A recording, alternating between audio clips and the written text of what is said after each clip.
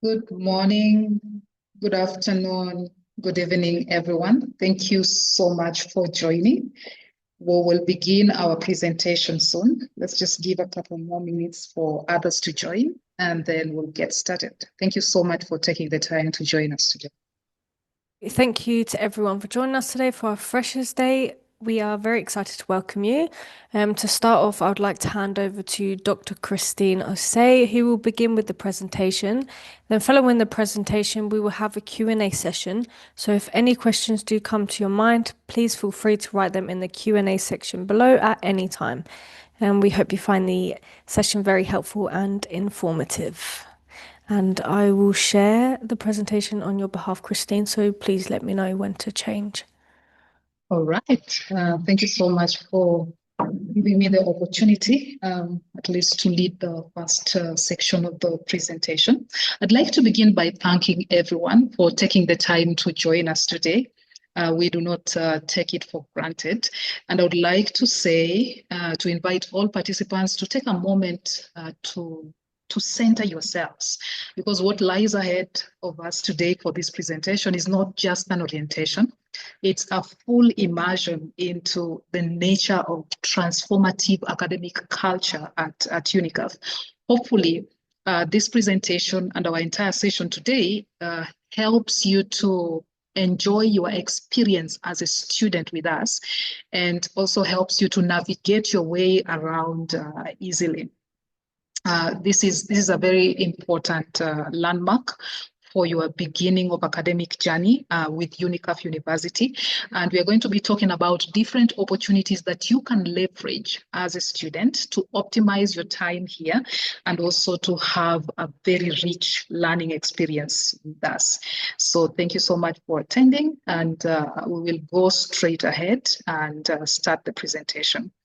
I would like to begin by stating that at Unicaf University, we don't just confer degrees, we co-create futures with you. We are here to help you architect the life and career of your highest aspirations. Your dreams are valid, and through scholarship, leadership, and impact, we will help you bring them to life. With Unicaf, we can help you build the career that you want. I would also like to state that we are one of the biggest providers of doctoral degrees in Africa, and we proudly stand as that. It is a testament to our Pan-African vision, robust infrastructure, and commitment to democratizing advanced knowledge for transformative leadership. Our mission at Unicaf is to nurture academic distinction and critical thinking, sparking innovation among students through a transformative education that is globally pertinent and culturally rich.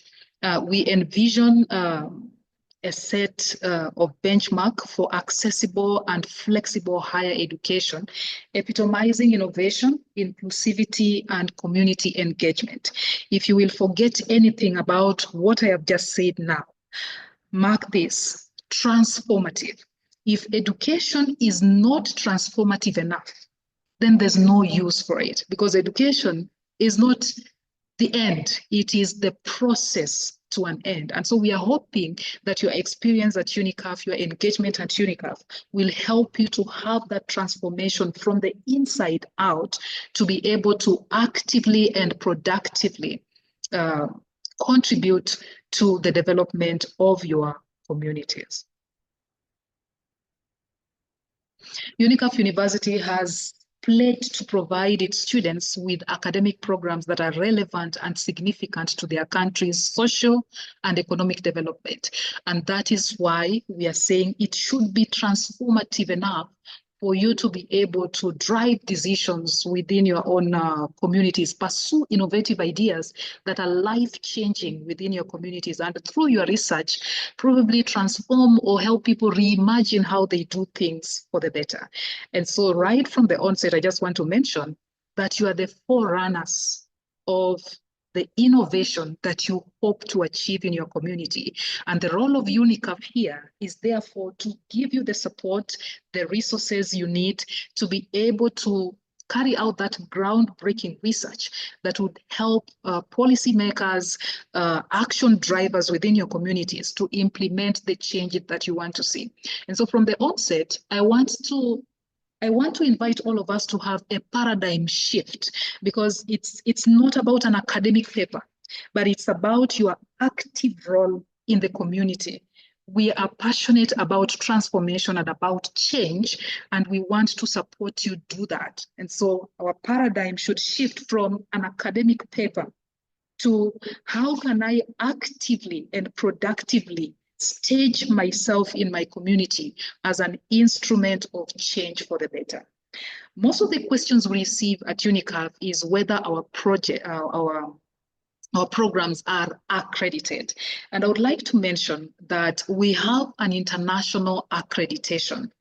We are accredited by the British Accreditation Council.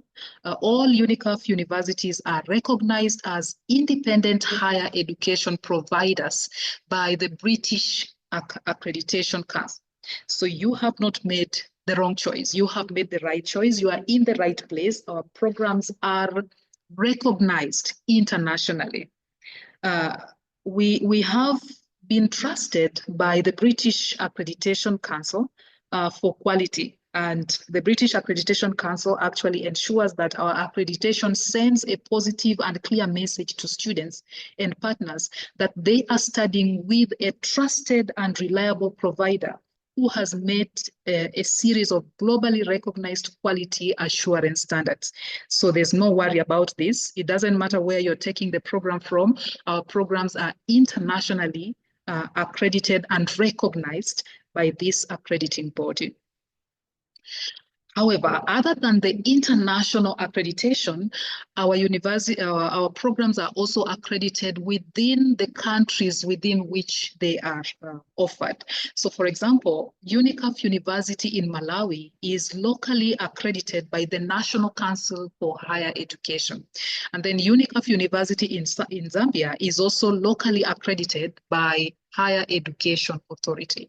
So we have both local accreditation and international accreditation.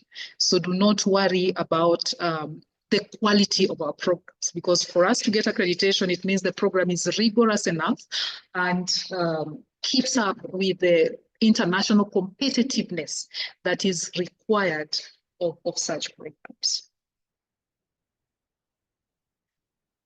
All right, now let's get to the gist of the thing, learning. This is the beauty of the Unicaf program. Learning is flexible, it is self-directed. You learn anytime, anywhere with our flexible online study model. Let me start with the VLE, for example. The virtual learning environment is easy to navigate. The programs are designed in such a way that you are able to activate your knowledge about a given area first, explore the relevant resources that we have, and then evaluate yourself either independently or through submission of the tasks that have been given. And then when it comes to content, this is scaffolded and broken down into chunks of knowledge that you can easily digest at your own pace. So then the beauty is that you study from the comfort of your home, you learn in your own time, and you can progress at your own pace. So learning is more personalized to the needs, to the individual needs of the learner.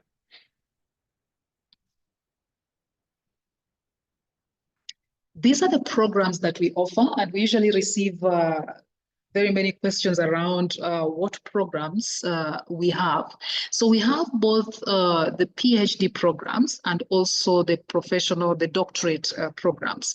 We have PhD in business, marketing, accounting, business administration, education, information technology, public health, law, and politics. And we also have professional doctorates like DBA and EDD. And this information is all in the website, as well as the VLE if you have access to the VLE. Now let's get to the breakdown of content itself. I am sure you may have engaged with a short course through your application process. You must have enjoyed that process because it is short, quick feedback is round the clock. And now you are going to even enjoy it more, especially if you're passionate about learning. Our learning model is designed in such a way that the courses are broken down into two broad successive units. So the first units are the ones we call the taught modules. So these are foundational courses that are meant to equip you with the requisite skills you need to effectively carry out your research. If right now you are not sure about, what research philosophies and paradigms are, what methodologies you can use, which specific designs you can use within the methodology you have chosen, how to do sampling, how to analyze data and all. These taught modules are meant to equip you with such skills. Within the taught modules, you'll also learn about your local context, the policies in the country, who drives them. You'll get a chance to analyze, all these different things before you launch the dissertation modules. And so here is a list of some of the core modules that you will take before you launch the second phase, which is the dissertation modules. So you have all these courses, and you won't have to take all of them. For each of the programs, you'll take, I think, about 4 to 5 modules to prepare you adequately. So this list is compiled for all the different programs that we have. And usually students want to know, when is it a pass? When is it a fail?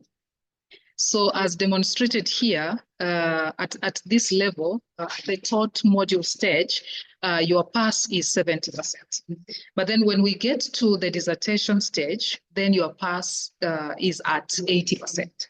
So please take note of that. You'll need to actually have an accumulation of an average of about 80 to 84% for you to progress from the taught modules to the dissertation stage modules. So please take note of that. When you're submitting your assessments for the taught modules, the pass rate is 70. The pass mark is 70. And for the dissertation modules, our threshold is 80%. So you just want to keep that in mind so that at the end of the module, you do not receive a shocking news. And you have, the beauty of it is that you have the support around. You have support around, you have multiple opportunities to get it right. And that is through the VL. So this is how we do our grading system and how we evaluate our academic progress. These are the different thresholds that we use to determine the grading that you'll get for the assessments that you submit within the VLE. So this is just to help you with the calculation of CPA. Once again, this information is on our website, so you can always check this recording and get to see this with more time at hand, so that you're able to actually keep updated of how your CPA is calculated. Now, upon successful completion of the 4 taught modules, students continue studying towards the fulfillment of their doctoral thesis. The plot gets thicker once you complete your taught modules, because then now you begin doing your actual research for the proposal that you submitted. So you get more engaged and involved in putting this research work together, and you keep building it up through the stages until you reach the final stage where you have the viva presentation, and then we can comfortably graduate you and send you out to the world to actually implement some of the changes that you'd like to see in your community. So our dissertation stage, our study is broken down into these different phases. So we begin with the thesis write-up. Much of that you either do during the taught modules when you're changing things here and there. And the thesis write-up is broken down into 4 stages to give you an easy time in focusing more in depth in a given chapter. So we've broken this down for you, and this is actually the core of our learning model. It's actually broken down to you, down for you, so that you are able to easily follow with each of the modules. So in the 4 dissertation stages, each of them will take about 6 months. The first stage, about 6 months, the second stage, about 6 months. The first stage is actually chapter 1, which is, you get to talk about the problem statement, objectives, questions, all these things. And then you launch stage 2, where you do literature review and establish the gaps. And then you go to stage 3, where you do methodology. And then you are able to collect data, make your presentation in stage 4. And then you'll also sit the Viva examination. It is usually a very spirited presentation where you get the opportunity to show us what you have done and to convince us about the authenticity of your work. Yeah, and then you have your final submission in preparation for your graduation. So it's quite a huge process, but it is broken down into steps that you can easily manage and protect. All right, so these are the requirements for the dissertation stage. Successful completion of all the taught modules and examination set as prerequisites, and then a cumulative point average CPA of 3 or above, nothing below it. The CPA shows the overall average performance for each course during your studies. It is determined by multiplying the number of credits of each course by the quality points earned for it and divided by the total number of program credits. So this would be very easier for you when you see how this is done and you follow it up with the recording that we have on the website or through the VLE. So just keep in mind, the bottom line is you should have a cumulative average of 3 for you to proceed from the taught modules, then to the dissertation stage. All right, so let's talk about your supervisors. So I'm sure majority of us already interacted with, say, the tutors that were supporting us in the application process through the VLE, step by step, and then we'll interact with more tutors in the taught modules. But then when we get to the dissertation stage, then we'll be assigned specific supervisors who have expertise in our field, in your specific field or in the specific field of your research. Now, all our supervisors are really experienced academics. They are well established in their fields, offering vast academic expertise in different fields. They have global expertise and they are located from all over the world. We carefully match candidates' research interest with the right supervisory expertise for a productive mentorship experience. So you will be in the right hands once you launch the dissertation stage. I may also mention that our evaluation process throughout these stages is very, very rigorous. And this is because we want to uphold the quality of the programs that we offer. So we evaluate the student progression. We evaluate through the periodic assessments, and also we evaluate through the Viva examination. So your progression through the dissertation stages, when you finish stage 1, we will evaluate you. We'll invite you for a presentation. You'll present your work and show us what you have done. When you finish dissertation stage 3, you will be evaluated again. So there are these progression evaluations that keep you in check to ensure that we support you to keep in check with the quality of the work that you produce.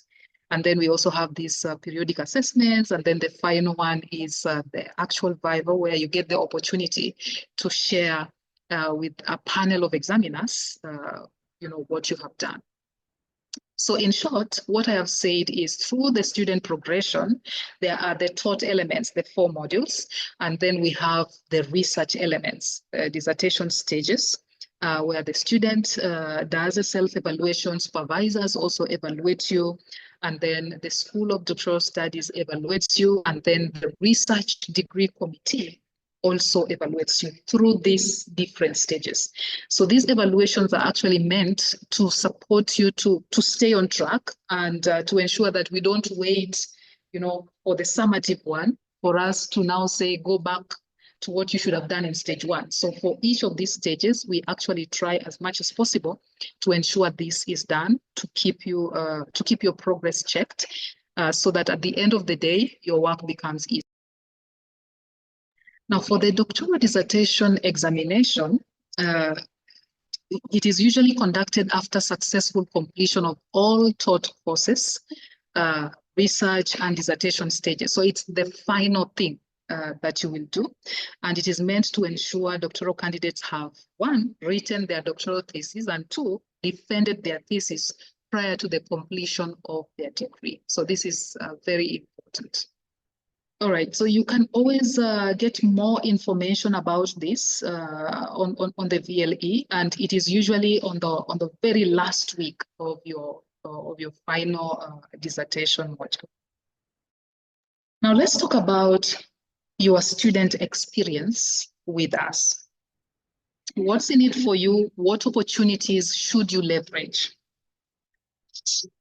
There are lots of opportunities that you should leverage, and I'm really glad that I'm talking to an audience that has already made the decision to join us and have already passed the application stage and are ready to launch their matriculation into our student family. One of the things that you will enjoy with Unicaf is frequent webinars, videos, meetings such as these ones that keep you updated about the progress, your progress through the doctoral studies. One of such events is Surviving the Thesis Day. It's a practical advice session where you're given strategies for successfully completing your thesis. These videos are usually recorded and also put in the VLE, but we usually also have some live sessions like this one, where we take you through this and you have a chance to ask. And then we also have Surviving the Viva Day. This is guidance on preparing for and excelling in your Viva examination. So this is very important, especially for those who are at the last stage and are worried. How will the examination look like? I've never done this before. What will I do? So this is the kind of support system that we have at Unicaf. We also have doctoral research groups, regular opportunities for students to present their work, share ideas, and receive feedback. And these are held for the different programs that we have. Those in education have their research group meetings with some routine and regularity. And then those in, say, business also have their research group meetings, those in public health, those in information technology and all. And these opportunities are meant to help you share ideas with your peers and have some cross-learning sessions. We also give access to previous webinars and recordings, including the one that we are doing just now. You will have access to this recording just in case you miss anything. So these are opportunities that you can leverage. So for example, I would advise that before you do anything, so for example, before, say, going in for Viva presentation, you want to look into such presentations to know, what should I follow? How should I go about A, B, C, D? This is meant to help you move smoothly throughout the progress of your learning. Remember, at the beginning of the presentation, we said, we are changing the paradigm. It is not about getting a paper. It's about being agents of change that we want through our research. And the best way to get to that is to optimize these opportunities, maximize these opportunities, use them effectively to be able to navigate the journey smoothly and seamlessly. So that means whenever we put out a call for surviving the Viva Day, or say for preparing for anything, or please create time to join such calls, because you tend to get more information about anything that you need. And if you miss such, if we share, say, recordings, or if we indicate that you can access this webinar here, click on it and take a listen. It may have something that might help you resolve some of the challenges that are emerging as you start navigating your doctoral journey. I will still continue with the student experience. So we also hold annual Unicaf University graduate conferences for our students. This is a platform for doctoral students to showcase their research, engage in academic discussions, and network with peers and faculty. And then we have Unicaf graduate student papers. And this is an academic journal, which is an opportunity to publish research papers in the Unicaf online channel, promoting visibility and academic contributions. We also hold different workshops, and these are interactive sessions to develop and refine research skills across various disciplines. So from this, you can actually see that there are multiple opportunities for you to progress through this journey smoothly. If you take hint of everything we are saying today, if you take these opportunities seriously and look at them one by one and grab them, find that your journey runs very smoothly throughout the process. And this is why we are doing this. This is why we are doing this kind of orientation, to show you where the opportunities are, to show you where the things are, so that you can take advantage of these things to be able to progress smoothly through your doctoral journey, which is already rigorous in and of itself. We also have opportunities for publication of theses. So complete theses are published in the thesis repository of the Unicaf University website, increasing visibility and academic impact so that other people can actually get to read your groundbreaking research. We don't want your work to gather dust on the shelves. And so we help to put it out there so that the people who need to read it and maybe change policies or drive decisions or change how things are done can see it and use it exactly for what it is intended. And then our program also enhances employability. Graduates and current doctoral students can enhance their employability by working part-time as teaching staff for bachelor's and master's degree programs. I am a living example for this opportunity. I finished my doctoral degree with Unicaf, but while I was still studying, I was able to apply to teach in the undergraduate and master's program, and I was granted that opportunity. And I taught through as I was studying, and this opportunity is also there for you. You can apply. The link is on the website. And after completing my program, I was given even a better opportunity to continue serving within this groundbreaking research environment. I have platforms, I collaborate with colleagues to conduct studies, learn from them, learn from each other, to be able to drive decisions in my own context, to be able to advocate for policy in my own context. In other words, Unicaf has given me a platform for me to be able to voice whatever it is that needs to be changed, to voice whatever it is that needs to be researched. I feel so humbled when I'm invited, for example, for education groupings in my own country to contribute, and this is one of the opportunities that Unicaf has given me to serve. And you can also take advantage of such opportunities to be able to grow your own community. Remember when we started, we said it's not a paper. It is a transformative process that allows you to be an agent of change, you, not your paper. And so we are looking at what you are able to do after you have graduated from the program. We also have postdoctoral scholarships. We have just introduced these scholarships to support further academic research. So ladies and gentlemen, all these opportunities are in there for you to enrich your experience within the program and also post-program. Please leverage all these opportunities, take advantage of the opportunities that are available to make your life easier and to act as a nexus for you to achieve your goal, which is to produce your groundbreaking research. If you want to be a thought leader in your field, then take this opportunity seriously, leverage all this, and make yourself useful in your own community. Actively, productively contribute to your own community by leveraging these opportunities. As a Unicaf university student, you must produce an original piece of work, a thesis of about 80,000 to 100,000 words. You must submit summative assessments for the taught elements of the degree without any delay. And those are the taught modules that we had talked about.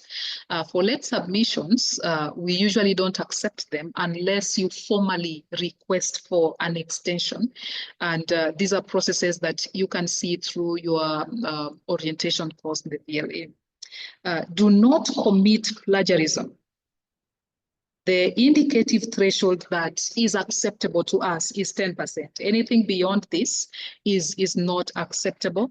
And within each module on the VLA, there is a video to help you with plagiarism. There are resources, to help you avoid plagiarism, even the one that we call self-plagiarism. Use AI responsibly. I know most people use AI to edit their work or to generate outlines and all. Please use AI responsibly. We want your work to be authentic, original, and copied. Here are some publications that you may leverage. And these are the guidelines that you should consider for your publications. So Unicaf University does not offer a doctoral degree by publication. So you need to be very careful about these guidelines. We do not offer doctoral degree by publication. You actually have to go through the system where you do the taught modules and you also do the research modules. Please avoid self-plagiarisms at all costs. Please take note of these guidelines around publications. For referencing of your thesis and publications, if your publication is based on work from your thesis, you must reference your thesis appropriately in the paper. It must be done appropriately. And then as regards using publications in your thesis, you can use information from your published work, but it must be integrated and written specifically for the thesis. So please take note of these guidelines around publications.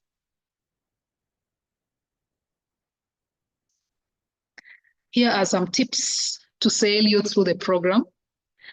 Please visit the Student Help Center.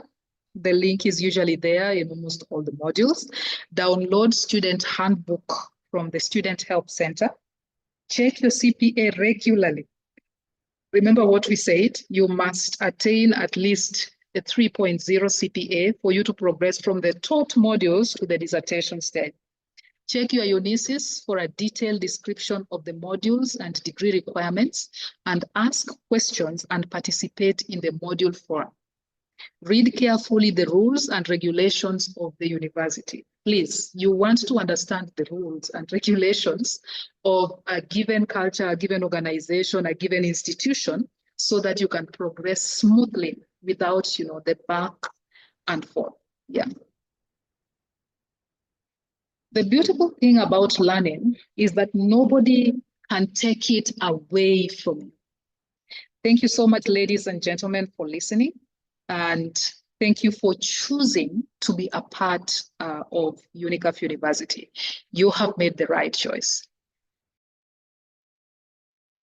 Thank you very much, Dr. Asai. Thank you for presenting this today. Really, that's very impressive. And we would like to welcome everyone to share your questions in the Q&A section below. And we will start addressing them together with Dr. Asai. Okay. So. Okay, first question. Yeah, please. Okay. Some of the taught modules require you to write some of the first chapter of the dissertation, like research methods. Then if you submit it in a later module, because it is your research, it will show up as plagiarism. What do you do? So it was mentioned by Dr. Osai that self-plagiarism is still plagiarism. But of course, you are expected to work on your research suggested topic, let's say at dissertation stages and on taught modules. And our tutors are going to exclude the previous submissions from the Turnitin, especially at dissertation stages point, because you are going to submit it multiple times the same assignments on the VLE. Okay, and these assignments are part of your thesis. So the tutor or your doctoral supervisor will remove these previous submissions and it will not be considered. But of course, you cannot constantly copy paste from one taught module to another taught module, the same text. This will, of course, affect your Turnitin score. Thank you. Mm-hmm. Okay, how about the PhD comprehensive exam? Could you talk about this module? I would like to give the floor to Dr. Osai. Yes, so this is the exam you take after completing all the taught modules. When we talk about examination, most students always imagine, oh, you'd be called in somewhere and you'll be, writing an exam like it's a full paper of 3 hours. That's not how it is. The comprehensive exam itself is a module. It's a complete module, and you get to submit at least 4 summative assignments. It takes about just a month for you to complete it. It's a culmination of everything that you have done regarding the taught modules. So it is a module itself, also with the resources and all, but it helps you to tie up the loose ends within your journey before you launch the dissertation modules. Thank you, Dr. Osai. Okay, please clarify if surviving the thesis day is in preparation for surviving the Viva Voice. If so, further clarify how. Mm-hmm. Thank you. Surviving the thesis day is designed to help you to go through dissertation stages from stage 1 to stage 4. Specifically for Viva Watch examination, we have a different webinar, which is called Surviving the Viva Day. And you can find these recordings on the VLE. We have a specific section on the Student Help Center. So if you go to the Student Help Center, you find the section School of Doctoral Studies, and you go to the events. We have the previous recordings, and you can attend them. And it also relates to the previous question of one of the attendees. I saw that if you missed the event and you did not receive the recording, go on the Student Help Center and you can find them there because we update them regularly. I just wanted to add that you should ensure you look into it. I remember it was very helpful to me when I was preparing for, say, Viva presentation. It even gives you a list of questions to self-check your work. And so I used the questions to see if I knew every part of my thesis. It really helps you to gain more confidence when you finally go to make that final presentation. So please check it out. Thank you. Okay. What happens if the CPA is less than 3, end of journey? And at what stage does one submit the research proposal? So I'd like to say that the beauty of Unicaf program, to be very honest with you about this, is the progression through your journey. Before you reach the point of getting 3.0, there will have been several warning signs, because this is an accumulation of the grades that you get. The thing is, we give you multiple opportunities to be able to correct through the feedback and resubmit your work. If you can do this and basically, self-check, how am I doing through this journey? What progress am I making? What support do I need? Ask questions through the VLE. Let your tutor come to your support or your supervisor come to your support. Do not wait until the end time when it is now 3 and we are saying, no, you see, you cannot proceed. No.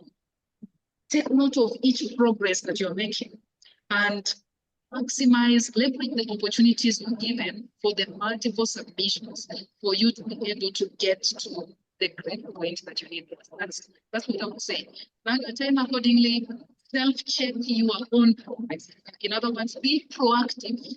Be proactive. In this self-paced learning environment, people are likely to lapse in their journey. You need to take responsibility of your own learning. You need to take accountability of your own learning. And so keep self-checking your progress and ensure you ask for help when you need it. Because if someone gets to less than 3.0 at the end of their journey, I am also asking myself, didn't they see it coming? And so the beauty of Unicaf is we allow you to self-check. Come back to the table and say, I don't think I did this well. What can I do to improve this before it gets to that point where we are asking you to now go back and start afresh?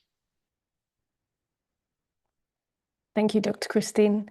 Okay, if we can just refresh for the regular taught modules, what grade do we need to pass? What was the grade mark? 70 is the threshold, 70% for the taught modules. You need to attain at least 70% for each of the modules to be able to progress to the dissertation modules. And what I would like to add, in order to progress to dissertation stages, you need to receive at least the minimum CPA of 3. If you pass all the modules with 70%, you will not achieve a CPA of 3. So why it's done like this? For example, you couldn't perform 100%, to reach CPA of 3 at one module. CPA 3, it's 83% for the module. Let's say you couldn't achieve that at that module, but you achieved 75. You will be allowed to take a next module, but you can compensate of achieving higher grade at the next module to compensate for the lower CPA at the previous module. That's why it's given there. Yes, it's a pass, 70%, but actually 70%, it's the CPA 1.7. In order to get the average CPA 3, okay, so the total CPA of all 4 modules should be at least 12, correct? 12 divided by 4, it's going to be 3. So if in one module you achieve CPA less than 3, you can compensate of taking the module, another module, and having a little bit higher CPA, above 83. So the average will be 3. I hope that helps. Thank you.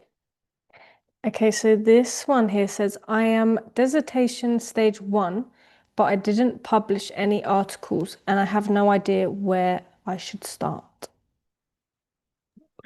Thank you for this question. It's very important because as we go along, it's one of the requirements for graduation. In Unicaf University in Malawi, it's already a requirement. For Zambia, it is upcoming requirement. So all doctoral students should publish at least one article in peer-reviewed journal. How you can do that? You cannot do it while you are at stage 1 because you do not have the material. You do not collect any data. What you do at stage 1, you start writing your research proposal, finalizing, and you start writing your chapter 1. So you set the goal, you have your objectives, and you start working towards the next chapters. At stage 2, you review your literature and you prepare better background for your research. When you start collecting your data, it's at stage 3. So there you will have the backbone, let's say, of your article ready. You will need to fill it up with your data, and then you will be able to publish. Okay, so just at stage 1 and 2, have in mind that you will need to publish it by the end of stage 4. Having this in mind, you will be able to get ready for that, starting collecting the data and publish it faster. Okay, we have also some webinars on the VLE. that you can attend and watch them in the recording, where we guide you how to publish, what you can do, how you can help yourself, to guide you through this process. So please attend the Student Help Center and it may help you. If you still have more questions regarding publications, don't hesitate and send an email to the School of Doctoral Studies and we will be happy to help you. Thank you. And where I can check my CPA? Yes. If you go on your Unisys account, there is a separate section regarding CPA. So you can find it on your Unisys account and check that CPA. If you are struggling to find your CPA, you can send an email to the support department or to the School of Doctoral Studies and we will help you. Thank you. Okay. If you complete the taught modules in record time, but unable to immediately commence the dissertation modules, does Unicaf penalize students if the program stretches beyond the expected time? That's a very good question. We have a minimum time that the doctoral degree could be completed. It's 3.5 years, and the maximum time is 3. Is 6, sorry. Okay, so what you should do, of course, there could be some circumstances that do not allow you to proceed to the next module, and we completely understand it, but it should be, you should inform the university about it, because if you do not enroll to the next module, you may be imposed the delay fee, how you call it, fee charges, okay? So it's good to inform the School of Doctoral Studies about it, so you are not charged for that, or you ask for intermission, okay? But you need to make sure that you complete your studies within 6 years. There are some rare cases when it could be extended, and it should be reviewed case by case, but as a rule, aim to complete it within the maximum of 6 years. And I suppose this question is quite similar as well. I would like to know if Unicaf issues any certification if a student is forced to withdraw from the program for some reason. You could request from the Office of Registrar an official transcript, and you can get this, of course. I would recommend that you request for intermission, because you don't know, maybe you would be able to continue again, to start it again, not again, to resume your program within a year. Therefore, you can ask for intermission, the subscription, everything is paused, and then you will update on your steps further, whether you would like to continue or not. It's good to leave some gap for you, some freedom. Thank you. Okay, thank you for the presentation. I'm currently doing my PhD dissertation of the exams because I have just completed the modules. Does this mean I should use new topics other than the topic I wish to use in my dissertation? You still can use the same topic. The questions are different, of course, in the exam, and of course, you don't copy paste, you elaborate more, you work on your questions. And maybe I could ask also Dr. Osai if you could give some tips on that. Yeah, sure. So this is an opportunity for you to expand more on your work. And so you get to be more elaborate.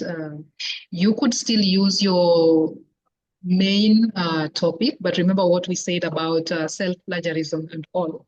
But this is essentially an opportunity for you to now go more in depth, expand what you want to look at, so that your work becomes easier once you progress into the dissertation stage. Thank you, Dr. Christine. Okay, please can you recap self-plagiarism? Does this mean on publishing my dissertation, I need to retype the publication? I'm not sure what you mean by retyping publication. Rewriting, maybe they mean rewriting. Yeah, I think so. Is it possible to repeat the question again? Sorry. Yeah, just a recap on self-plagiarism. And then it says, does this mean on publishing my dissertation, I need to retype the publication? Our thesis for doctoral studies is not by publication. You need to publish original research. Yes, you will be required to publish at least one peer review paper from your thesis, but it should not be exactly copy pasted from your thesis, unfortunately. Okay, so what you need to do, you write your paper. Okay, you don't forget to reference your thesis in your paper, because you say that these results derived from the thesis in preparation for doctoral program and so on. You have to reference it correctly, but unfortunately you cannot use exact text in your thesis. So it should be paraphrased, changed, embedded in your thesis, and thesis in pieces, let's say. Thank you. So this question says, after completing the taught modules, can you change your research topic? Yeah. Thank you for this question. It may happen because while you go through your taught modules, you 1.5 years may pass, and maybe your topic is not innovative anymore. There were more publications in the field, so you may want to change your topic. But of course, before you do so, you need to get approval from the School of Doctoral Studies in the same way how you did at your application stage. So you submit your thesis, your proposal to the School of Doctoral Studies. You inform in short about the changes that you would like to make, and it should be approved by the School of Doctoral Studies before you proceed. Thank you. Can I publish parts of my thesis in peer-reviewed journals outside of Unicaf? If you publish the parts of your thesis outside Unicaf, while you are still in a preparation for Viva, and you have not completed your Viva, and you are not proceeded to graduation, it will be considered as plagiarism. Okay, so unfortunately, you cannot do this. Still, you are required to publish, but not the exact text from your thesis. Because, of course, our students, during their studies, they are publishing some materials. Okay, but just again, I'm emphasizing that it should not be clear copy-paste. Mm-hmm.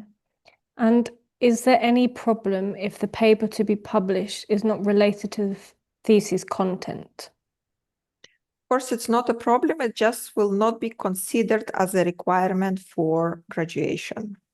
If it's not connected to your topic, is not related to your thesis, so it will not be used as evidence for provided for graduation. Thanks. And just wanted to add something on what Dr. Olga said.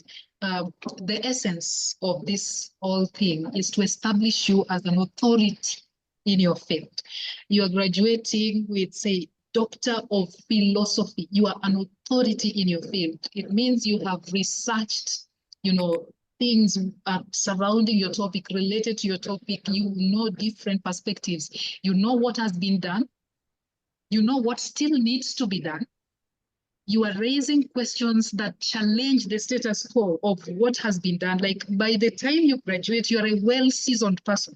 You have evaluated what other people have brought into the field. You have established the actual gaps that are existing, and you are very ripe and ready to contribute innovatively with originality in your field, having synthesized everything else that is going around. So when we see you around graduating, we're like, that's an authority in the field. And that is why you need to be doing it more in depth to ensure that you have a more nuanced understanding of what is happening within your context and also in global context. So that is why it's actually advocated that you do this around your area of concern. Thank you. That's very important. Thank you, Dr. Asai. And I think we sort of touched on late submissions, but maybe just to recap, for late submissions of the weekly assignments, do I need to request permission? In your module, there is a specific section near the welcome section to request for extensions. Okay, extensions should be requested from the extenuating circumstances team. Okay, please read the instructions of the module and you will need to contact them in order to get the extension to the assignment submission. Yes. Thanks for clarifying. Can I just add something? Something I found very useful when I joined as a student was the induction module. Usually students progress through the induction module very quickly because they want to start, they want to launch their first total modules. And so all these things we're talking about, you can find them there. The induction module actually gives you guidelines of who to go to when you need what, who gives technical support. When should you reach out to the registrar? When should you reach out to the academic performance unit? Where do you get what? So go through that. If you're still at that process, please take that seriously. The other thing that I found very helpful when I was a student is being communicative. Being communicative on the VLE, there is a space on the VLE that allows you to interact, say, with your module instructor or the tutor of the module. You can ask a question, greet someone, ask, I'm planning to do this, I'm facing this, where should I go if you don't see that button? So communication really helped me sail through the entire journey.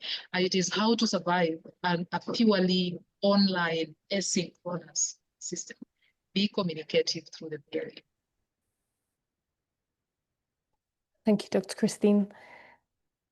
Okay, so this one, please, I wish to know whether the publication must be linked with the same theme under investigation, or the candidate can publish in any area of the field of studies.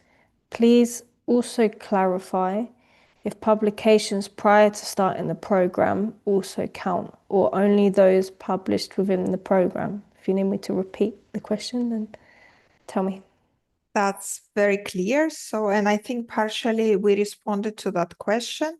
The publication for as a request for as a prerequisite for graduation will be only considered if it is related to the thesis. Of course, if you publish something even prior to collection your data, even prior to completing your starting your dissertation stages, it will not be considered as the prerequisite. Okay. I can see some questions that asking regarding the duration of dissertation stages, whether they could be shorter than 6 months.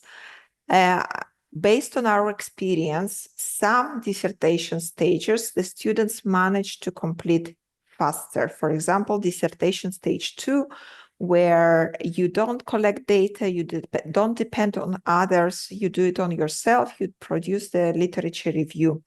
There you can work harder. If you have time to allocate to that, you could complete it a little bit faster. Okay, but it's going to be reviewed by the research degree committee and your supervisor. And if everything is in line with the requirements, you will be allowed to proceed. But from our experience, we can see that some stages like dissertation stage 3 may take even more than 6 months. Why this can happen? You will need to get approvals, for example, from your local authorities for the to proceed with data collection within the country. Okay, it may take some time because sometimes they have meetings once per month. You need to get to that point, to get the permission. And or if you are in the education environment and you started your dissertation stage in May, Therefore, you will need to wait until the period, school period starts. If it's in September. Okay, so you will expect some delays.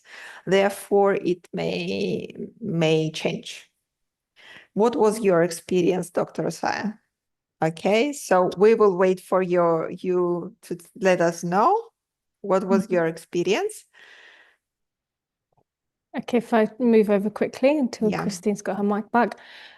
So this is an interesting question. Some publishing house requires candidate to use their institutional emails to request for publication.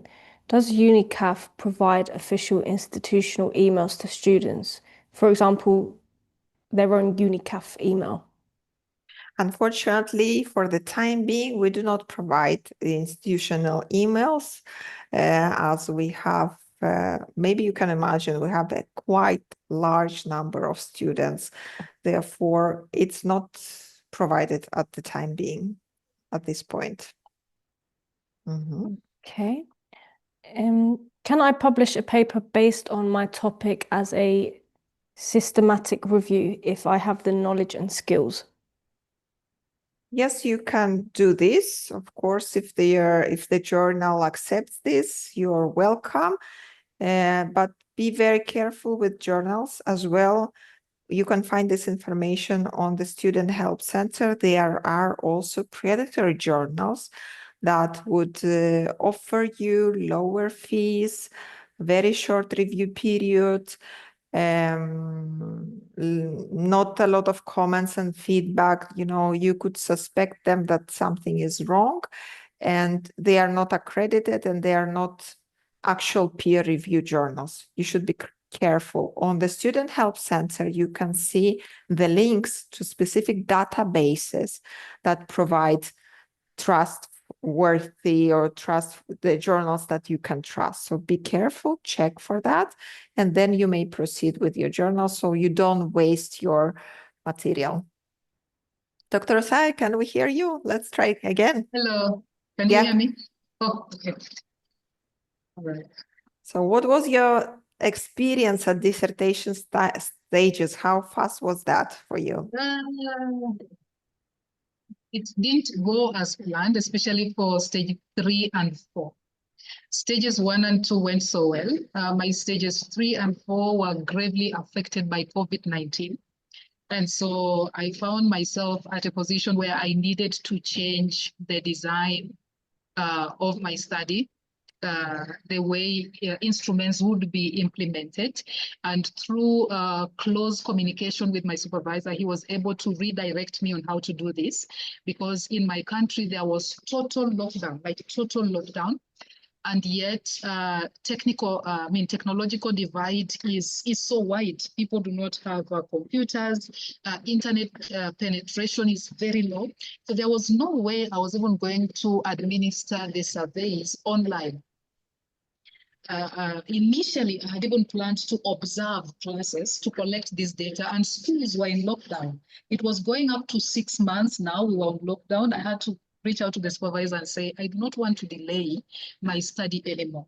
Is it possible, instead of doing observations, or instead of using observation as a tool, to use a different tool, but to still be able to achieve what I wanted to achieve, to answer my research questions and all? And this is what I was talking about, communicate. So through this communication, we were able to have a discussion where he was able to advise on how I could restructure my work to still be able to complete my study. So with this back and forth, I found myself delaying stage 3, where I was even supposed to find these approvals and all, because I could not travel to the universities to visit them and find approval to be able to access the data that I needed. So you are likely to get that, but the experience is different for everyone. The beauty of Unicaf is that the supervisors are very responsive. At least I had a very responsive and supportive one. And we would always, reach out to you, find out where are you, how are you progressing, what can we do to help you progress through this faster. So please keep your communication channels open. communicate, communicate, communicate if we start. And don't be in a hurry to finish. Right now, I am very proud of the work I was able to produce because I took my time, went in depth. Every time I look at my own publication, I'm like, yeah, like, how did I do all this? I was able to go in depth because I gave myself time to do what I needed to do in order to produce it. And so when I present this same data, say to the universities where I did this research, they really, really appreciate. I was able to show them how they were not centered instruction, but were indeed lecturing. I was looking at teacher education, lecturing to teachers whom they expected to go to the classroom and do learner-centered, instruction.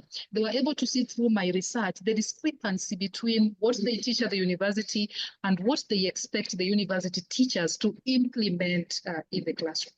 And every time I do this, I discuss it with passion because I took my time to do some in-depth study. Because I would like to invite you to do the same and keep the communication channels. Yes, thank you, Dr. Osai. Thank you for sharing your experience. And of course, this may happen. The design change could happen. We had some cases when the doctoral candidates could not reach the expected, that let's say they were expected to get, let's say, 10 companies for their research, and 8 of them could not give the permission to proceed with the research. So they had to change the design, they had to rearrange it. That's okay, but it's good to inform the School of Doctoral Studies about this and the ethics committee, because you get the approval on one research, and if at the end you will come to us and you present something different from what was approved at the ethics committee, you may have a problem, because the ethics committee will come back to you and say that these tools, this approach was not approved by the university. So you will need to start from scratch. Okay, so be very careful, follow the instructions, keep all parties updated, your supervisor, School of Doctoral Studies. If you got the approval for ethics and you had to change something, come back and inform about it and disclose this information. Yeah, let's move on to the next question. Okay, next question. I want to find out if students can modify the research topic that was submitted for the induction or the application to align with a chosen area of concentration. When does a student choose a major concentration for the PhD? I partially responded to this question. We said that, of course, you may change the title, you may change the focus of your thesis as long as it is approved by the School of Doctoral Studies. So you need to keep communicating about you wishing to change your title or the topic. Okay, and yeah, that's possible. That's possible to do. So. Okay, thank you. I registered in 2016, stopped after the first module, and restarted in 2022. When will you count the 6-year period? And now it's 2025. Okay, so these breaks, you will be required to contact extenuating circumstances team and request for intermission. So we need to file these periods. You will provide the reasons for not being able to attend the classes. You may say, even if you had financial reasons or family, or we don't know, maybe you changed the workplace, but you need to document it, provide documents and support it. And this could be withdrawn from the duration of your studies, but we need to document everything. It should be in your file. Okay, so if you're planning to resume your studies now, again, you had a 3 years break, please come to the school and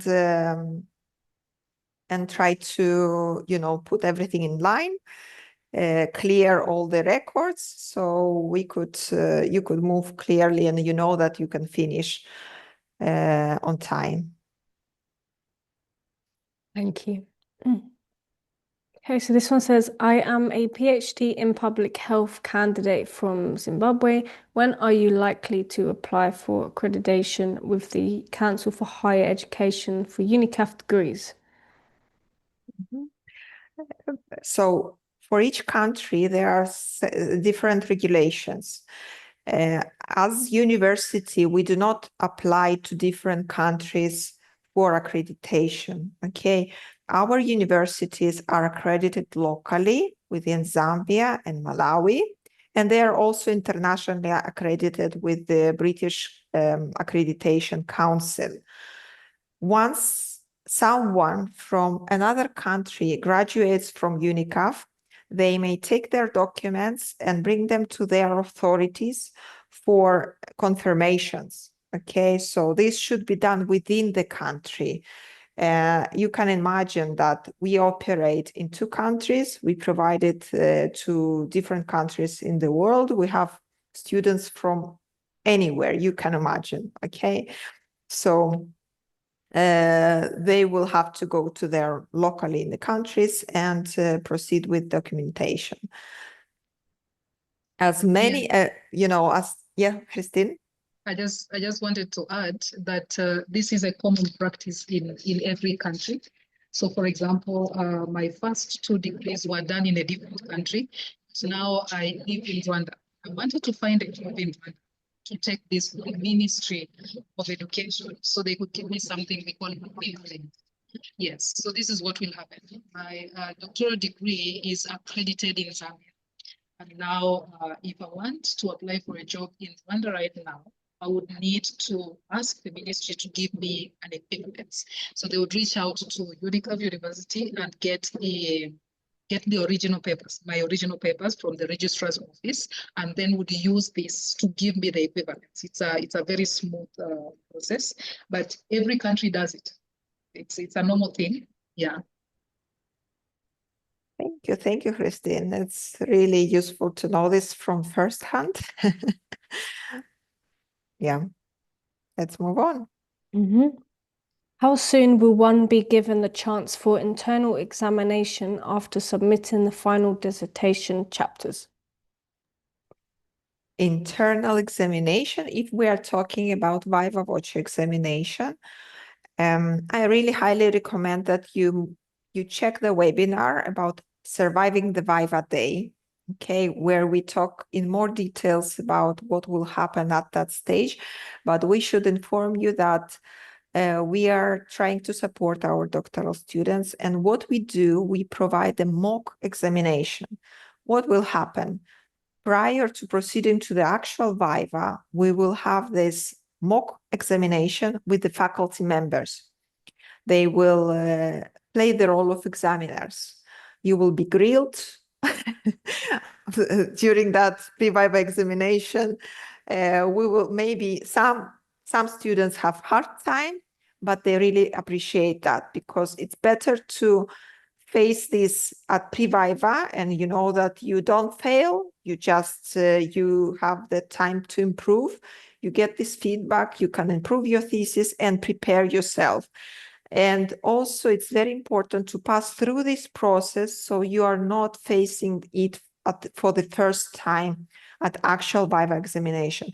We follow exactly the same schedule, exactly the same protocol at pre-Viva examination as it is at the actual Viva. So you will leave it, you will experience it, we will provide the recording of your pre-Viva examination. You can see yourself, how you respond. You can have the report with questions. We will point out which places you could improve. Okay, and you can really benefit from that. And Dr. Osai, you had your pre-Viva as well.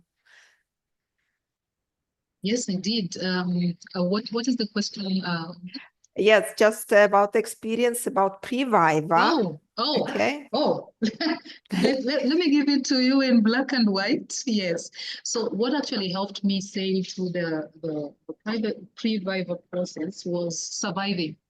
surviving the Viva Day. If you go to your VLE on that part, within that last module, you'll see that part even has questions that you can use to self-examine yourself.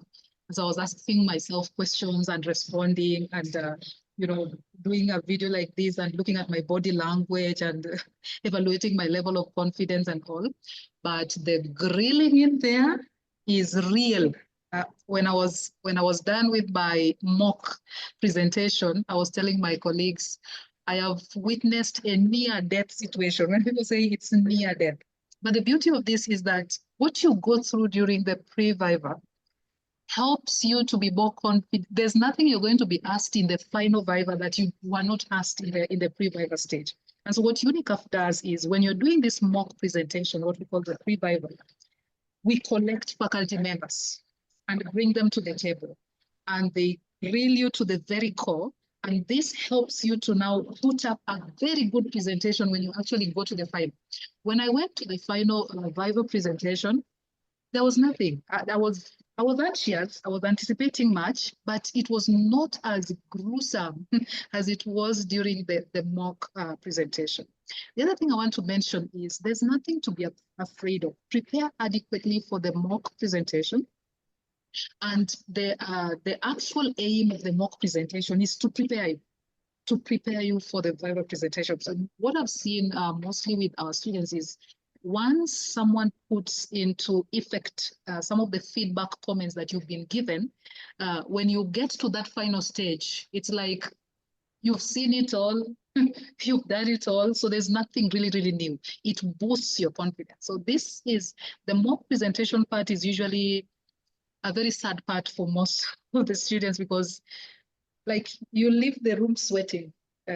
Black and white, you'll leave the room sweating, but this is very helpful because then when you go to the final stage, you are a more confident person. You speak with authority to your topic. You are able to answer the questions that are coming because the people you are now meeting at this next stage were not in your first presentation. So the question they're asking you are questions you've been asked and that have been answered. So please take this process seriously and do not take it personally. The idea is for us to play the devil's advocate to ensure that you produce a very good piece of it. So when I went for the final, it was like a walkthrough after almost dying during the mock presentation part. So it's a normal thing, and please take it positively. It's nothing personal, just to help you have your work refined. Yes, and it's just we recommend that you take it seriously as well and prepare very well.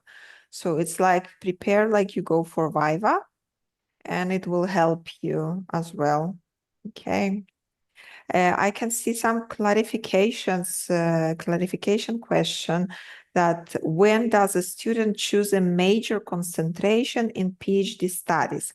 First of all, your major concentration is related to your program. Okay, if you're a PhD in business administration, you do the research on business. Okay, and then since you provided your research proposal at the admission stage, so this is what you actually are focusing on. And we expect you to continue with the same topic when you enter dissertation stage 1. As we said previously, if you, for some reason, you want to change your topic, you will need to talk to the school and it should be approved. Okay, so this is the major focus, your research proposal. Yeah. Thank you. If another university was used to collect the data, then is it allowed to name that university as a supporting institution? Here I would like to request clarifications on what do you mean by another university was used to collect data. So first of all, when you start your program with the Unicaf and School of Doctoral Studies, all research should be done under Unicaf University, okay? So the data should be collected after the approval. You produce your research tools at stage 3, you will get the ethics approval, you use that tools, and you collect your data at dissertation stage 3. Okay, first of all, a doctoral degree is awarded to one person only. The aim of doctoral studies is to prove to the scientific society that you are an independent researcher. You can design your research, you can collect your data, you are able to analyze them, draw conclusions, and provide implications for your research. So it is not accepted that someone else collects data for you. It is not accepted. So don't fall into this trap, because it will be revealed, okay, and you will have to start from scratch. So better focus, and you will feel more confident. Once you conclude your doctoral studies, you will feel really high level of satisfaction that you did it. And it's the highest degree you may achieve, and therefore it's difficult. Yeah, it's the highest degree, so it's expected to be difficult. Yeah. Yeah, thank you. How long after submitting the final thesis does internal mock begin?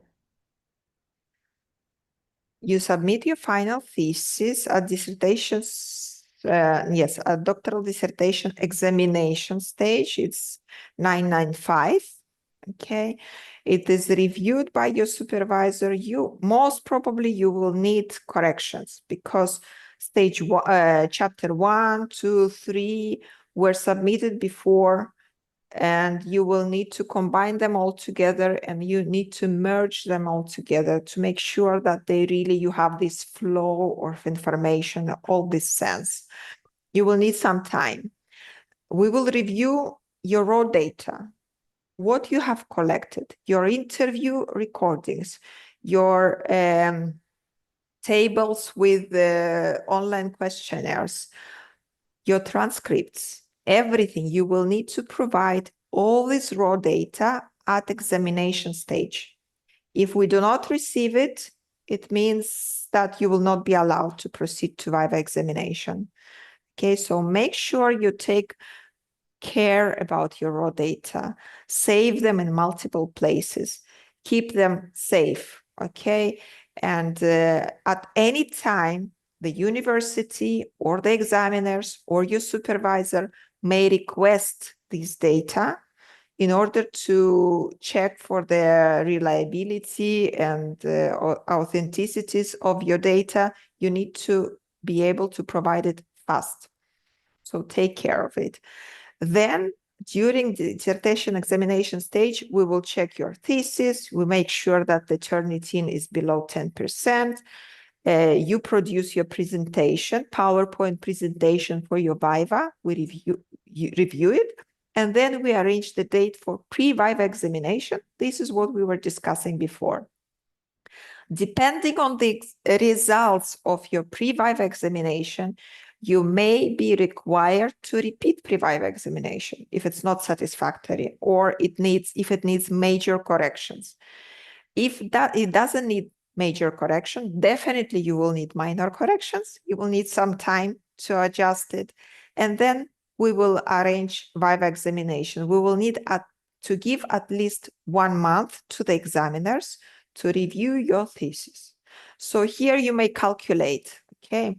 And the length of the viva doctoral dissertation examination stage depends on the result of your viva. If you go with no corrections, which is very rare case, you may submit your final thesis immediately. If you complete with minor corrections, you will be able to do the changes within 3 months and submit it. If you go for major corrections, 6 months.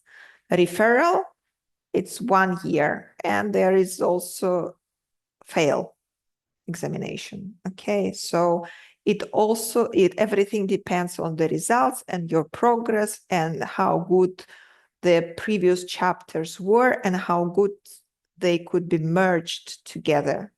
Okay, I hope I answered the question. Thank you. This one says, who should I contact about removing the time away from studying? Where on the platform can I make my request? Sorry, I missed the question. Mhm. Dr. Osaya. Removing what? Removing the time. I'm guessing they mean if they need to take some time out of their studying. Intermission. Okay. If you need to request for intermission, you need to contact extenuating circumstances team. It's the email address is extenuating circumstances at unicaf.org. You can find these contacts on the Student Help Center, or send an email to support and they will direct you there. And there is a clarification regarding the collection of data. And they say that I didn't mean that the university will collect data for me, but you need to get this data from the university. Of course, in order to proceed to data collection at any organization, you need to get their approval. So not only the approval from our university, from Unicaf, but also you need to request the gatekeepers letters signed. So the company's management should sign and provide you access to the participants or to the data. If you are, for example, going to reach the schools, you will need also to get approval from the Ministry of Education. It's the responsibility of doctoral candidate to check which authorities locally provide permissions for your type of research. If you have a business research, you may have one type of authorities. If you have health studies, you may request from, for example, from the Ministry of Health. So you need to check yourself. And it's the learning curve, because as a researcher, you need to know, you need to pass through this process from A to Z. You need to go yourself to get approval. You need to know how to do this, where you should ask this approval, who will provide this approval, what is the process. You need to find it out yourself, and then you will become an actual doctoral researcher at doctoral level. Yeah. Am I allowed to publish any journal with Unicaf apart from the required one? Any journal with Unicaf? Not clear. You can publish in the journals as long as they are real peer-reviewed journals. So you can choose yourself. Just make sure they are not predatory journals. Yes, you're welcome. How to be teacher as part-time at universities, there are conditions. It's recommended that you first complete your taught modules with a good grade. You have the CPA above 3, and then you can contact the university, and we could recommend you to teach at lower levels, at bachelor's, at master's level, and so on.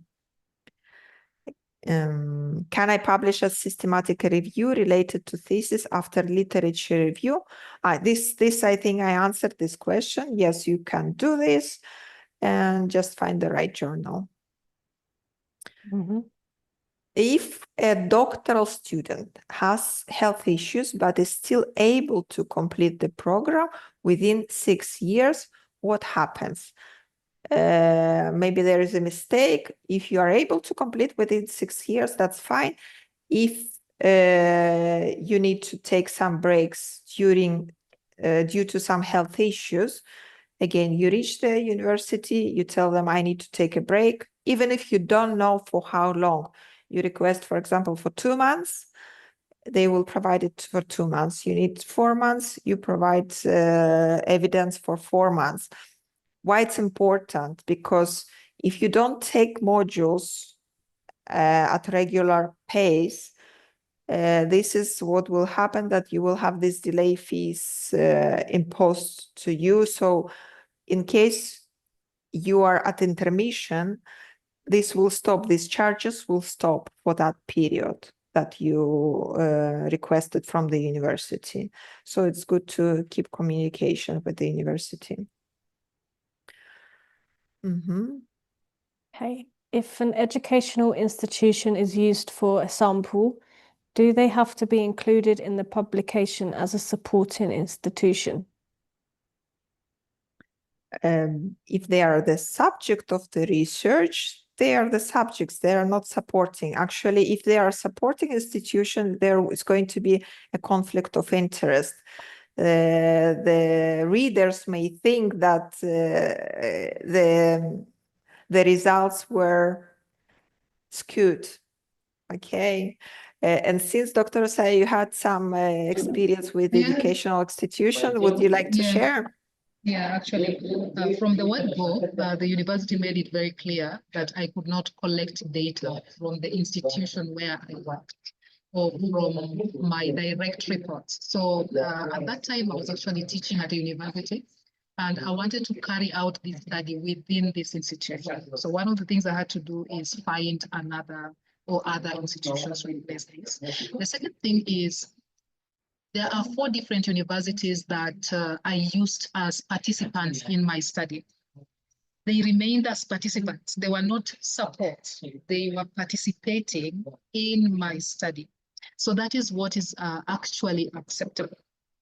Even in my reporting, even though this was anonymous, what is known is that data was collected from these universities as participants in giving me the data I need, but not as, say, research assistants or people who are supporting me in the study. So it's very important that you make that very clear. Otherwise, it's a very clear point, a point of conflict in that area.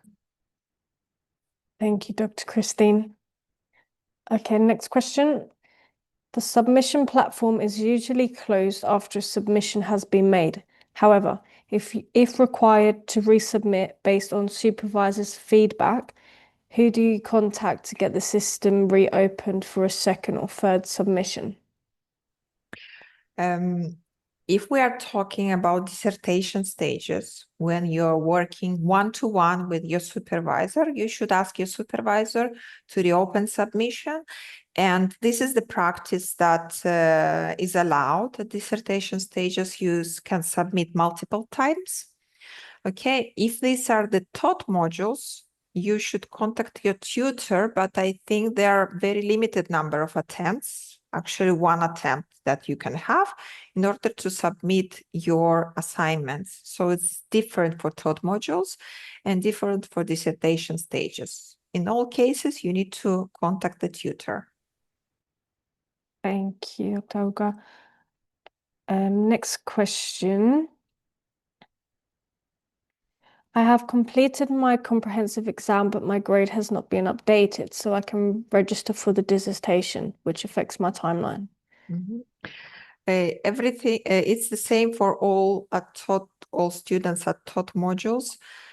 If you have completed your module and you receive the final grade, okay, we still need some time because all our groups should go through second marking.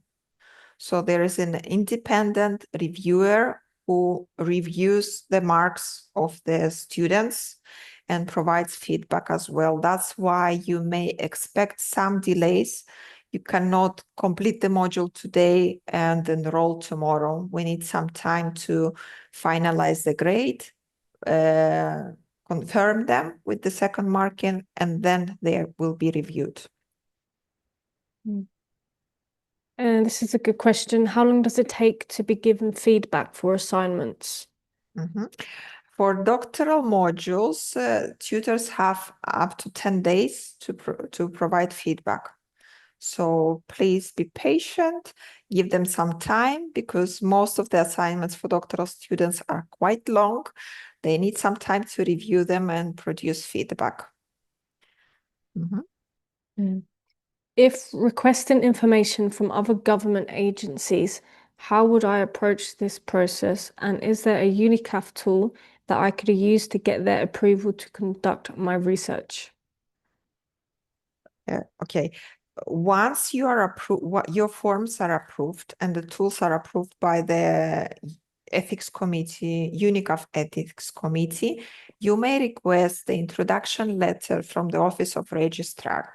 So the registrar of Unicaf will produce a letter introducing you as a student of Unicaf, and in order to allow you to proceed with the collection of data, but it's up to them if they allow it or not. You get this introduction, you go to the Ministry of Health, you provide your complete your application for the approval, you get approval, you go to the school, for example, with this letter of introduction again, and the approval from the Ministry of Education, okay, and then they allow you to proceed with data collection. I hope this helped. Okay. If we are allowed 2 stages for data collection, when do we submit IRBs? Okay, we need clarification. Okay, move over to the next one for now. I am in PhD in accounting and finance and on my 4th module. When I do my dissertation module, I'm moving on to my 2nd, 3rd and 4th module. Do I need to paraphrase all modules when I do my final dissertation? I will go to the previous question if you allow me. So it's for institutional review boards. If you are talking about the approvals locally, okay, so you will need to get these approvals. You get the approvals once you receive approval from the School of Doctoral Studies and the ethics committee. It's stage 3. It's the final URAC approval, final ethics approval. You receive this approval, we provide introductory letter to you, you get this application and you move on to the local reviewers, let's say, and they will decide whether to allow you to proceed with data collection within the country and within those organizations or not. Do you need to paraphrase or not? So at dissertation stages, you may submit the same pieces multiple times because we know that you're producing your thesis. You may revise it many times. Therefore, we have the ability to exclude previous submissions and see the real Turnitin score. Thank you, Olga. Is there a standard questionnaire format supplied by Unicaf on specific areas like epidemiology or perceptions? Regarding standard questionnaires, no, we do not provide it because it's not a bachelor's level, it's not master's level. You need to design your own tools, or you need to adapt the tools from the previous researchers who published their research tools, but actually you cannot repeat the previous research because where is the innovation? You can repeat, of course, in different context, in different country, but is it going to be enough for doctoral research? Think about it. Okay, why does the tutor not have a conversation before doing the dissertation exam in order for the student to have clarity? I'm not clear what clarity we are talking about. We are allocating doctoral supervisors based on the program of study you are registered to, your topic, and we align it with your supervisor's qualifications and their research interests. Okay, so we allocate them together, and then when they enter dissertation stages, it's highly recommended, and you have to have at least 1 meeting per month, like we have now in Zoom or in WhatsApp, whatever platform you want to use. You need to have meetings at least once per month. Okay. I wish to major in educational psychology and my research area centered on a student instructional method, academic feedback, student motivation, and academic performance. If I am eligible to modify it, when should it be done? Dr. Osai? Actually trying to understand Mhm. this question. I wish to major in educational psychology, research area centered on student instructional method, academic feedback, student motivation, and academic performance. If I'm eligible to modify it, when should it be done? What do you mean by my research area centered on? I'm not sure I understand the question. No problem. Maybe they can clarify the question and we can come back to it. Okay, let's move on to another question. I'm not sure if you can answer this. When are you working on accreditation with the Zimbabwe Council for Higher Education? We responded to this question before that in each country you should deal with this or probably ask first regarding the not accreditation, the approvals locally, and then take necessary steps for that. They can provide this information for you. Okay. How exactly can we do to be teacher as part-time?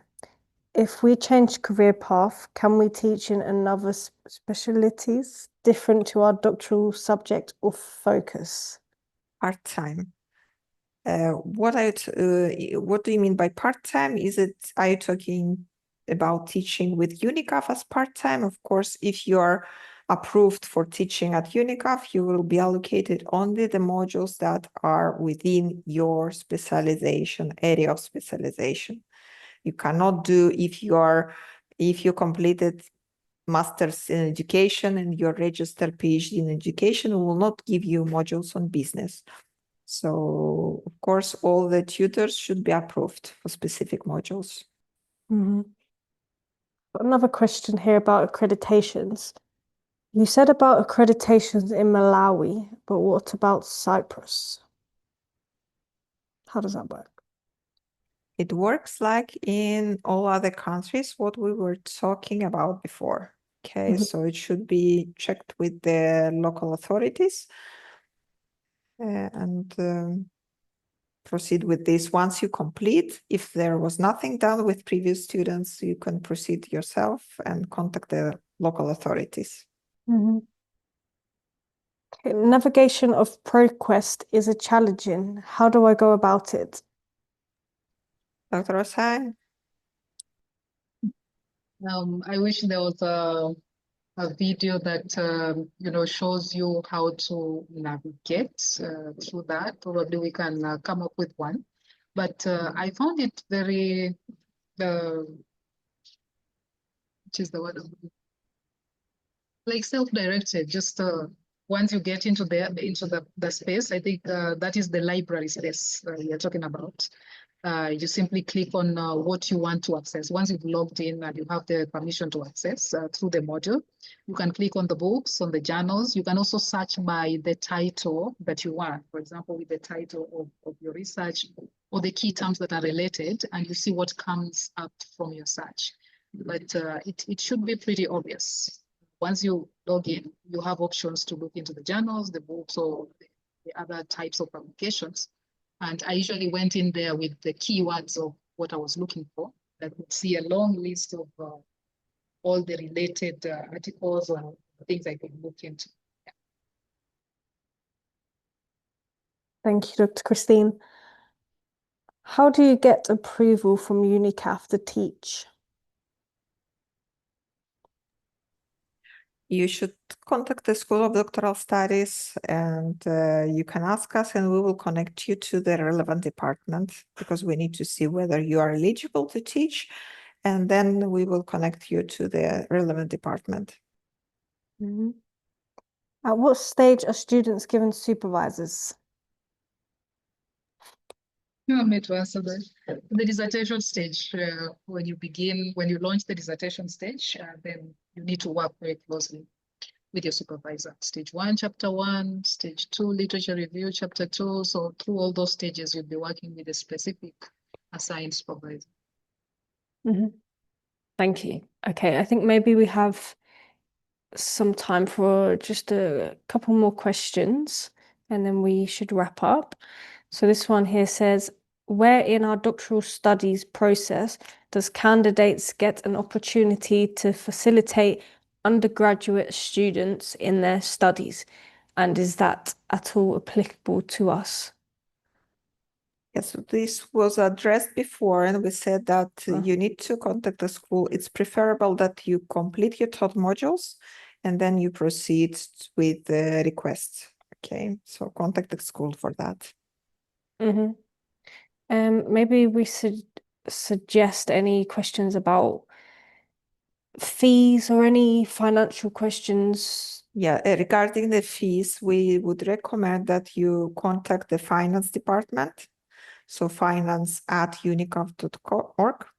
Okay, and request for that, because we are actually not dealing with finance part. We accept academic questions.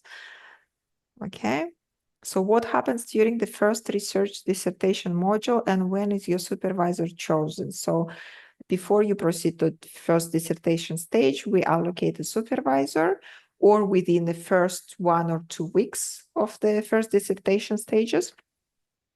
And you work on your research proposal and your initial chapter 1. You can actually find the dissertation chapters on the Student Help Center, and you can familiarize yourself with the sections. Also, it's very important to go to the Student Help Center. Again, we have a student handbook. That's very useful too. There are all essential information for you to go through your doctoral studies, including what each dissertation stage includes. Okay, so you can see not only for stage 1, but for all dissertation stages and doctoral dissertation examination. Also, we include student handbook, I think, on the VLE, on each module in the first part around the welcome section. It's there. Yeah, I just want to add to that. I would like to encourage you to please go through them. Like, go through them. Everything that you want, all the questions that you're having, mostly are usually explained already in those places. The issue is that when we log into the module, we want to go to assessment part 1. We want to finish it without reading the preliminary resources that would grant your success that journey. So please ensure you view all the preliminary pages before you get into the gist of the module content. Okay. Thank you, Dr. Christine, and thank you, Dr. Olga, for clarifying. And I believe we should wrap up here now. So I just want to thank you all for joining us today for Freshers' Day, and we hope that you found this session informative and that it gave you a clearer understanding of what to expect moving forward. Once again, a big thank you to Dr. Christine for the presentation, and thank you to Dr. Olga for answering any questions that anyone may have. If you do have any further questions, please do not hesitate to reach out to us via the Doctoral Studies at Unicaf email. And we wish you all the best to begin your journey. And once again, thank you for joining us today. Is there anything? Thank you, Christiana, for leading this section. Dr. Christine, thank you as well. Thank you. Have a nice day. Bye. Thank you.